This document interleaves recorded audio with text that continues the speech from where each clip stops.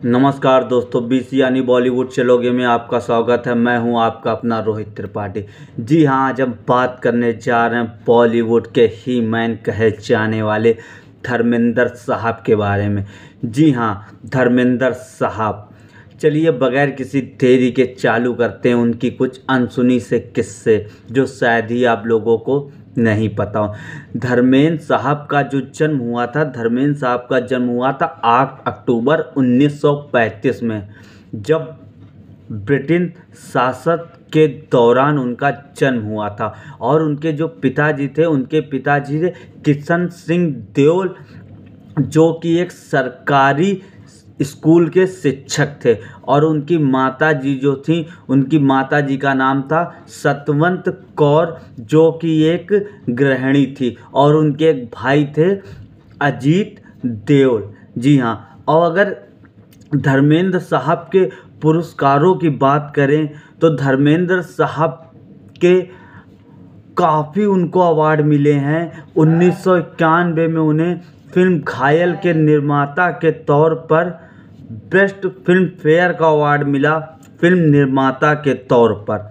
और उसके साथ उनको 1991 में राष्ट्रपति के द्वारा पद्म भूषण अवार्ड से सम्मानित किया गया।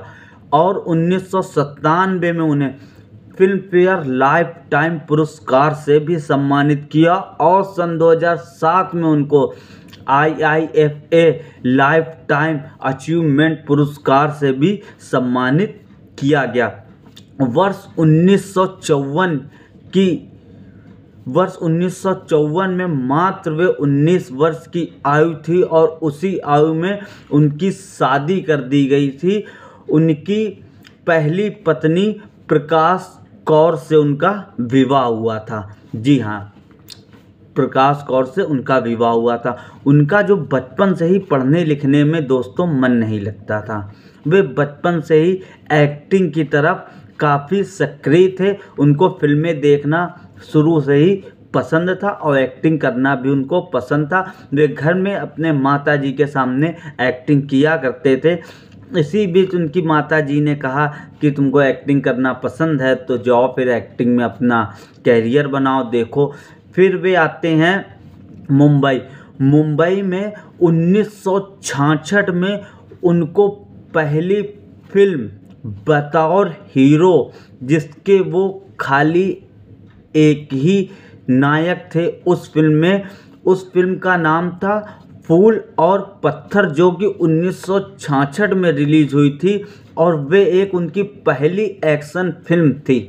और ये फिल्म सुपर डुपर हिट साबित होती है। यहाँ तक कि 1966 में बॉक्स ऑफिस में सबसे ज़्यादा कमाई करने वाली मूवी बनती है। साल 1966 में सबसे ज़्यादा पैसे कमाने वाली मूवी बनती है।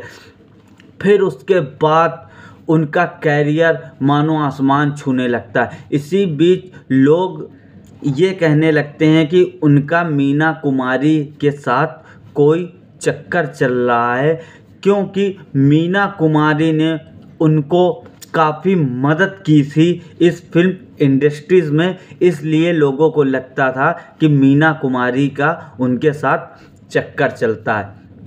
और धर्मेंद्र जी की हेमा मालिनी के साथ बहुत ही ज़बरदस्त हिट जोड़ी बॉलीवुड में मानी जाती थी। और वे उनकी दूसरी पत्नी भी थी हेमा मालिनी। धर्मेंद्र की पहली पत्नी से 2 बच्चे थे, बॉबी देओल और सनी देओल।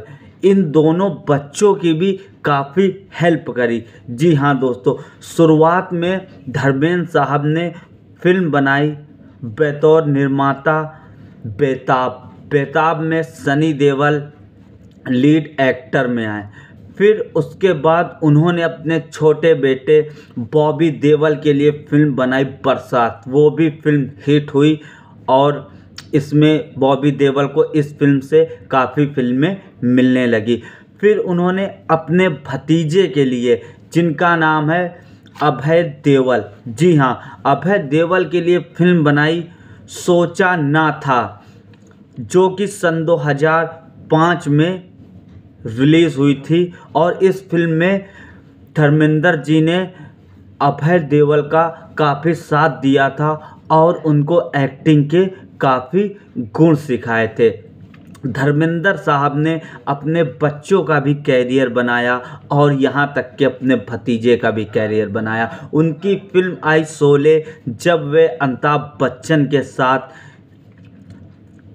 साथ उन्होंने फिल्म करी और इस फिल्म में इन दोनों की जोड़ी इतनी गजब की लगी कि इन दोनों की दोस्ती बॉलीवुड में एक मिसाल बन गई और इन दोनों को बॉलीवुड का सबसे अच्छा दोस्त कहा जाने लगा।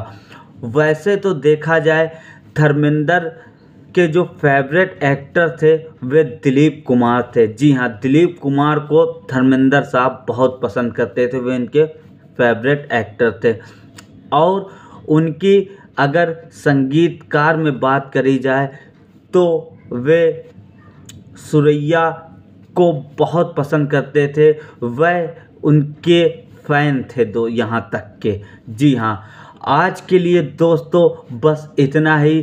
धर्मेंद्र से जुड़ी और कोई बातें हों तो मुझे बताइए, मैं अगले वीडियो में ज़रूर शेयर करूँगा। और दोस्तों तब तक के लिए दोस्तों नमस्कार, बाय बाय।